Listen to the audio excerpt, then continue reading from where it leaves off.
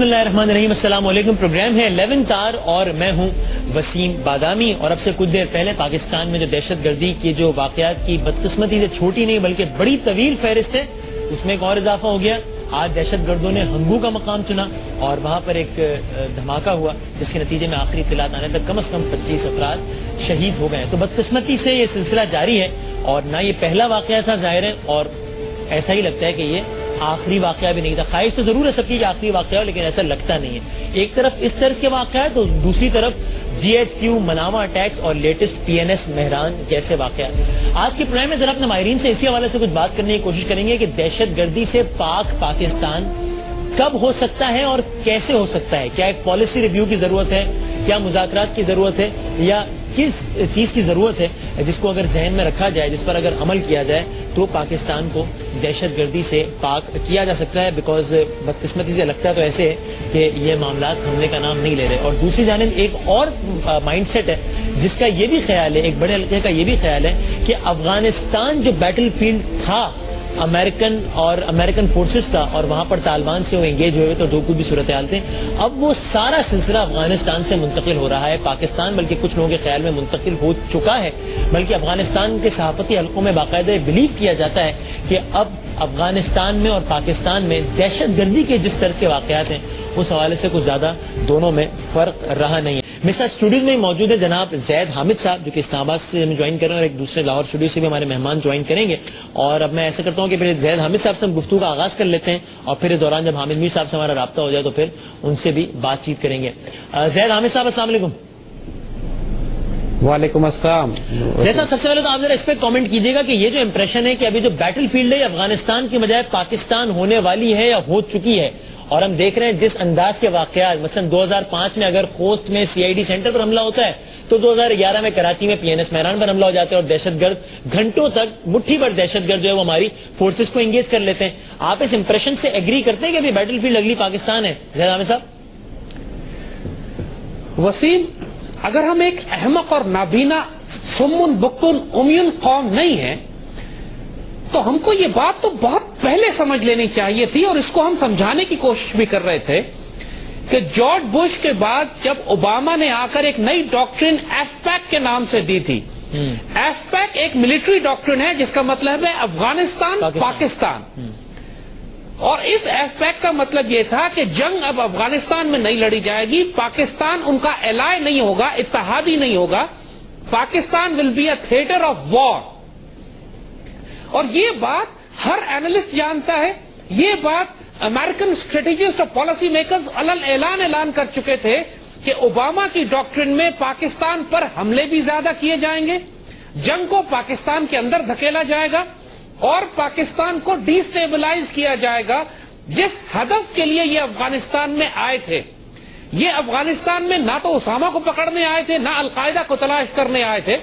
जो जंग अफगानिस्तान में जारी है उसका हदफ ग्रेटर मिडिल ईस्ट में खास तौर पर पाकिस्तान और ईरान के नक्शे तब्दील करना था। आप इससे पहले भी जो बात कर रहे थे, और आप ये भी बता दें, आपके ख्याल में इस वक्त पॉलिसी रिव्यू की जरूरत है या कुछ और इकदाम है जो कि हमें दहशतगर्दी से निपटने के लिए लेने पड़ेंगे, या अगेन मुशर्रफ साहब वाली पॉलिसी जारी है, इसके मसाइल जारी? जी जैद साहब। देखिए वसीम, एक बात को अच्छी तरीके से समझ लीजिए, पाकिस्तान हालत जंग में है। इस वक्त हुकूमत इस जंग को समझने के बजाय इसको लॉ एंड ऑर्डर का, पुलिस का मसला समझ रही है। यानी अभी भी अगर जो हमारे ऊपर हमले हो रहे हैं ये दहशतगर्द नहीं है, अब ये इलीगल एनिमी कॉम्पिटेंट्स हैं, इंसर्जेंट्स हैं, जिनको भारत की तरफ से या CIA की तरफ से या जॉइंट स्पेशल ऑपरेशंस कमांड की तरफ से पाकिस्तान पर बाकायदा हमले करने के लिए भेजा जा रहा है।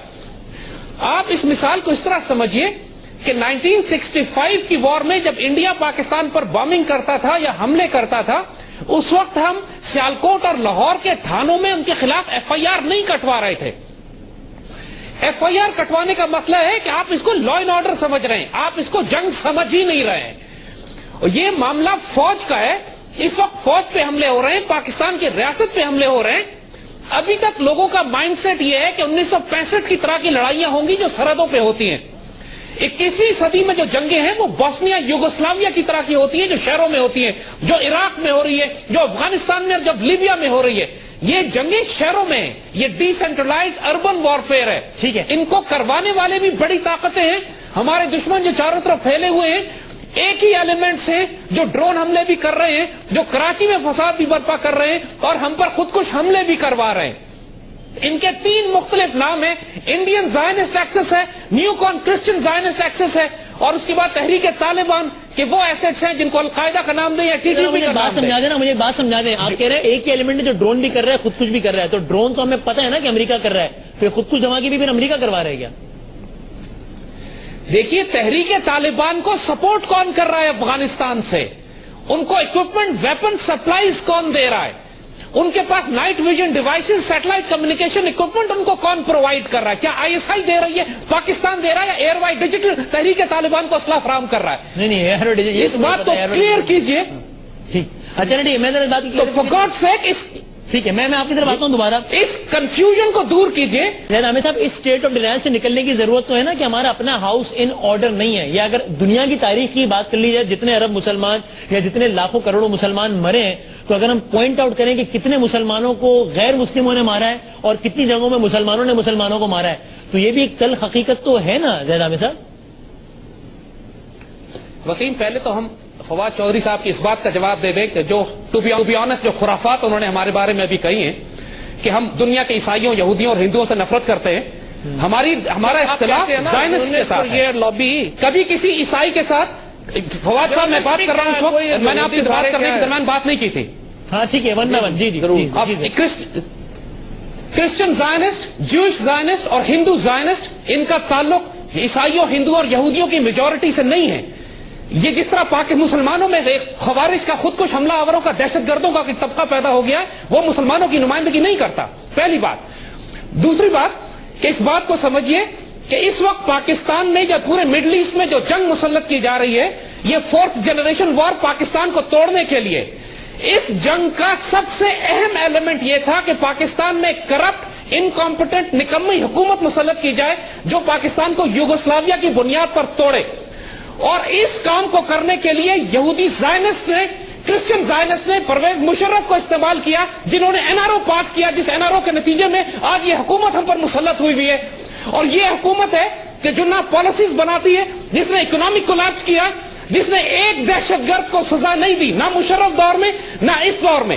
کسی ایک دہشت گرد کو دہشت گردی کرنے پر 11 سال میں سزا نہیں ہوئی. اسی لیے مشرف صاحب کہتے ہیں کہ میری پالیسیز ہیں جو یہ حکومت چلا رہی ہے. اور انہی کی پالیسیز تھی جس میں بش نے پاکستان میں جیساک اور سی آئی اے کا نظام بچھایا, اور ان کو نکالنے کے بعد اوباما نے آ کے جنگ پاکستان میں داخل کر دی. اس وقت اگر مقدمہ چلایا جائے غداری کا کسی کے اوپر, تو پرویز مشرف پہ چلایا جائے گا, جس نے این آر او سائن کیا, اور این آر او کے اوپر یہ قوم سے معافی مانگ چکے ہیں. لیکن معافی مانگنا ان کے لیے کافی نہیں ہے, کیونکہ اس این آر او کے نتیجے میں آج یہ پاکستان میں فساد برپا ہوا ہے, جس کو یہ سائن کر کے گئے. زید عامر صاحب, اب یہ بتائیے نا, آپ دیکھیں اب آپ جس جو بھی کانسپریسی تھیوری آپ بتا رہے ہیں, تو اس کے تحت تو پھر یہی ہوا کہ اگر یہ عوام بھی بیرونی طاقتوں کے ایجنٹ ہیں, تو مطلب اگر یہ حکمران, تو ان حکمرانوں کو تو عوام نے ووٹ دیے ہیں, تو پھر عوام یعنی کہ پھر سارے کا سارا ہی پورا ملک جو ہے وہ باہر سے چل رہا ہے. مطلب ہم جو کچھ دیکھ رہے ہیں سارا اسکرپٹڈ سٹف ہے. زید عامر صاحب, وسیم, یہی بات تو ہم کر رہے ہیں کہ اگر ہم سمن, بکمن اور امیون نہیں ہو چکے ہیں, اللہ نے دلوں پہ مہر نہیں لگا دی ہے, تو یہ بات ہر مسلمان کو, ہر صاحب نظر کو معلوم ہے کہ پاکستان کی سیاست امریکن ایمبیسی چلاتی ہے, اور اس ملک کی معیشت IMF اور ورلڈ بینک چلاتی ہے. یہ جو آپ کے اوپر ٹیکسز لگائے جا رہے ہیں, روز کمر توڑی جا رہی ہے, ملک میں خفیہ پرائیویٹائزیشن ہو رہی ہے, ملک کا خزانہ خالی کیا جا رہا ہے, یہ تمام کے تمام جو شرائط IMF کی مسلط کی جا رہی ہیں ہمارے اور آپ کے اوپر, کیا حکومت کے پاس کوئی چوائس ہے کہ مانے یا نہ مانے؟ یہ لوگ تو پلانٹیڈ لوگ ہیں جو لا کے لگائے گئے ہیں. اور پھر کیا وکی لیکس نے یہ بات ثابت نہیں کر دی ہے؟ کیا کس طریقے سے امریکن روز جو یہاں اسلام آباد میں بیٹھے ہوتے ہیں وہ پاکستان کی حکومت کو نہیں چلا رہے؟ کیا ہم انڈیپینڈنٹ فیصلے کر رہے ہیں؟ کیا ہماری پارلیمنٹ یہ فیصلے کرنے کے بعد کہ ہم امریکن کی سپلائیز بند کر دیں گے اگر ڈرون حملے اور ہوئے, تو اس کے بعد مسلسل ڈرون حملے ہوئے جا رہے ہیں, ان کے کانوں پہ جوں نہیں رونگتی, ان کو سانپ سونگ گیا. دیکھیے جو کچھ اس وقت عراق میں ہو رہا ہے, جو کچھ افغانستان میں ہو رہا ہے, جو کچھ لیبیا میں ہو رہا ہے, یہ کنسپریسی تھیوریز نہیں ہیں. For God sake wake up. یہ ہو رہا ہے, مڈل ایسٹ کو ری شیپ کیا جا رہا ہے, ملکوں کو توڑا جا رہا ہے.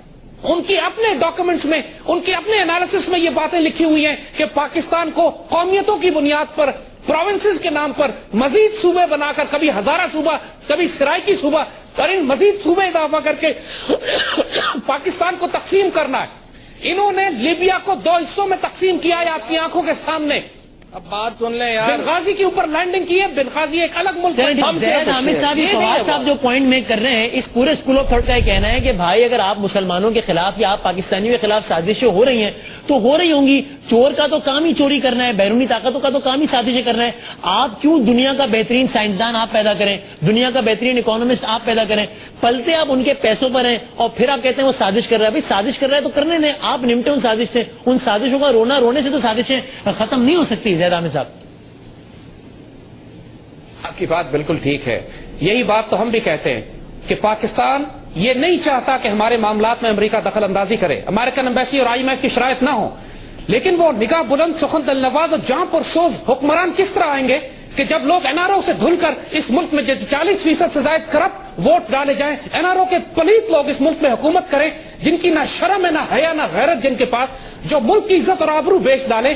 پچھلے سال یہ کہتے ہیں کہ 1000 ارب کا بجٹ ڈیفیسٹ ہے، 1000 ارب سے زائد کی کرپشن ہے صرف اس ملک کے اندر، تمام بڑے بڑے اسٹریٹجک ایسٹ بیچ کھائے اس ملک کے حکمرانوں نے۔ اور جب یہ صورتحال ہو تو پھر یقیناً پاکستان توڑنے کی طرف یہ آپ جاتے ہیں۔ یوگوسلاویا کو بھی انہوں نے اسی طرح توڑا تھا۔ آپ ریسنٹ ہسٹری کو، کنٹمپرری ہسٹری کو کس طرح ڈینائی کر سکتے ہیں؟ عراق کس نے کیا ہے؟ افغانستان کس نے کیا ہے؟ صومالیہ کس نے بنایا؟ لیبیا کو کس نے 2 حصوں میں تقسیم کیا؟ یہ کس قسم کی خرافات کی بات یہ کر رہے ہیں؟ ان جیسے دوستوں کے ہوتے ہوئے پاکستان کو دشمنوں کی حاجت نہیں ہوگی۔ جس قسم کی پالیسی بنانے والے اس وقت بیٹھے ہیں، یہی ہمارے ساتھ بیٹھ کے وہی باتیں کر رہے ہیں جو نیو کانٹر امریکنز ان سے کہلوانا چاہتے ہیں۔ ان کو ہوش میں آئے اس بات پہ کہ پاکستان حالت جنگ میں۔ ایسا یہ ویری سمپل پوائنٹ، لیکن اس میں بھی جان تو ہے نا کہ بھائی یہ کہتے ہیں کہ بھائی کوئی بھی بات ہو دنیا میں وہ ایویڈنس کے بغیر نہیں کہنی چاہیے، اس لیے کہ بار بار جو سازشی، جو کانسپریسی تھیوریز ہم پلانٹ کرتے ہیں یا بتاتے ہیں، اس سے الٹیمیٹلی ہوتا ہے کہ معاشرہ کنفیوز ہوتا ہے۔ مثلا اگر آپ یہ کہہ رہے ہیں کہ مشرف ایک ایسا لیڈر تھا یا ایک ایسا شخص تھا کہ جس کو امریکہ نے پلانٹ کر کے پاکستان میں مسلط کروایا، یا کرنٹ پولیٹیکل ایلیٹ ایسی ایلیٹ ہے جو NRO سے دھل کر ایک نیشنل، ایک فورن، ایک امریکن، ایک زائنسٹ پلان کے تحت پاکستان میں آئی، تو do you have any proof? یہ آپ کیا مطلب کن بنیادوں پر آپ یہ بات کہتے ہیں زید صاحب؟ دیکھیے وسیم، اس سے زیادہ بڑا پروف آپ کو اور کیا چاہیے کہ یہ ملک حالت جنگ میں ہے اور یہ حکمران ڈینائل میں ہے۔ یعنی مجھے یہ بتا دیجئے کہ اس وقت ملک میں جو دہشت گردی کی یا جو جنگ ہمارے اوپر اربن وارفیئر مسلط کی گئی ہے، انہوں نے کون سا سٹیپ لیا ہے پاکستان کو اس خطرے سے نکالنے کے لیے؟ اس وقت ان کا جوڈیشل سسٹم کام نہیں کر رہا، ان کی اکانومی ڈیلیور نہیں کر رہی، ان کا میڈیا، نیشنل سیکورٹی پالیسی ہے کوئی نہیں ان کے پاس۔ مسلح افواج کو آج یہ کہتے ہیں کہ ہم نے اختیارات دیے ہیں ان دہشت گردوں سے نمٹنے کے لیے، آج کیوں دیے ہیں؟ اس سے پہلے کیوں نہیں دیے تھے جب ملک پچھلے کئی برس سے حالت جنگ میں مسلط تھا؟ اور اس وقت جو دہشت گردوں کو سزا نہیں دی جا رہی تو اس کے لیے ملٹری کورٹس کو کیوں نہیں انووک کرتے؟ کیوں نہیں ایمرجنسی کلوزز لگاتے کہ ملک حالت جنگ میں فوج کو اختیار دیا جاتا ہے کہ دہشت گردوں کا مقدمہ کرے، فوجی عدالتوں میں فوجی قوانین کے ذریعے ان کو سزا دی جائے، اور اس بات کو اکنالج کریں کہ پاکستان کی عدلیہ، اینٹی ٹیررسٹ کورٹس دہشت گردوں کو سزا نہیں دے سکتی۔ یہ پولیس SHO تھانے کے کیسز نہیں ہے فار گاڈ سیک، اور جو اس بات کو نہیں سمجھ سکتا وہ یا احمق ہے یا غدار ہے، اور کوئی تھرڈ آپشن نہیں ہے اس میں۔ احمق والا آپشن پھر بھی ٹھیک ہے، لیکن آپ سب کو جو ہے وہ امریکن ایجنٹ کہہ کے غدار قرار دے دیں، چاہے وہ پرویز مشرف ہو یا کوئی بھی ہو، یا چودھری فواد یا وسیم بادامی ہو، تو یہ تو ایک اچھا آئیڈیا تو نہیں ہے زید حامد صاحب۔ وسیم، یہی بات ہے کہ بلا وجہ کسی پر کوئی الزام نعوذ باللہ نہیں لگاتا ہے، لیکن اس وقت جب پاکستان خطرے میں ہے، پاکستان حالت جنگ میں ہے، روز سینکڑوں ہمارے بچے شہید ہو رہے ہیں یا زخمی ہو رہے ہیں، اس وقت نیوٹرلٹی نہیں ہے۔ You have to be on the side of Pakistan اور you have to be against it, اس میں کوئی نیوٹرلٹی نہیں ہے۔ پاکستان کے میڈیا کو بھی اپنی رسپانسبلٹی پوری کرنی ہے۔ آپ نوٹ کریں پاکستانی میڈیا پہ ہم سارے چینل دیکھ رہے ہیں، کوئی سیاسی لیڈر نام لے کر تحریک طالبان کو کنڈیم نہیں کرتا، ان کو خوف آتا ہے اس کے ساتھ، دے آر سو اسکیئرڈ۔ ان سے پوچھیں کہ تحریک طالبان اون کرتی ہے کہ دھماکے حملے کیے۔ لیکن final comment from your side 30 second Zaid Hamid sahab, آپ نے اپنے طور پہ کنکلوڈ کر دیں اس کو۔ وسیم، یہ سارا مسئلہ پاکستان میں وار کا، انسرجنسی کا ایک رات میں ریزالو کیا جا سکتا ہے۔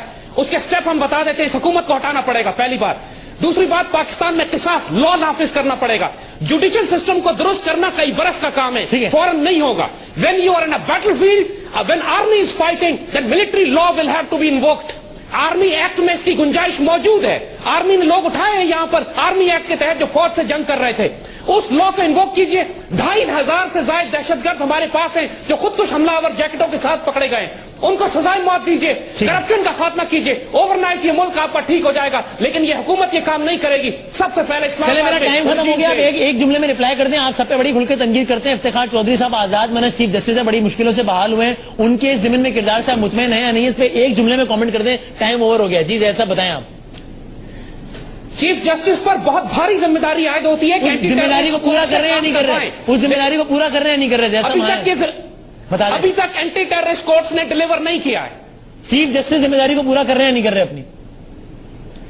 ये चीफ जस्टिस को अब देखना है कि वो अपनी जिम्मेदारी पूरी कर रहे हैं या नहीं। पूरा कर रहे हैं नहीं कर रहे? आपके ख्याल में पूरी कर रहे हैं? बहुत ज्यादा रखे हुए। आपके ख्याल में इफ्तिखार चौधरी साहब पूरी कर रहे हैं अपनी जिम्मेदारी या नहीं कर रहे? अभी उन्होंने अपनी जिम्मेदारी दहशतगर्दी के हवाले से पूरी नहीं की है। बहुत बहुत शुक्रिया। ठीक, थैंक यू वेरी मच। ज़ैद हामिद साहब ने अपना मौक़िफ़ दिया।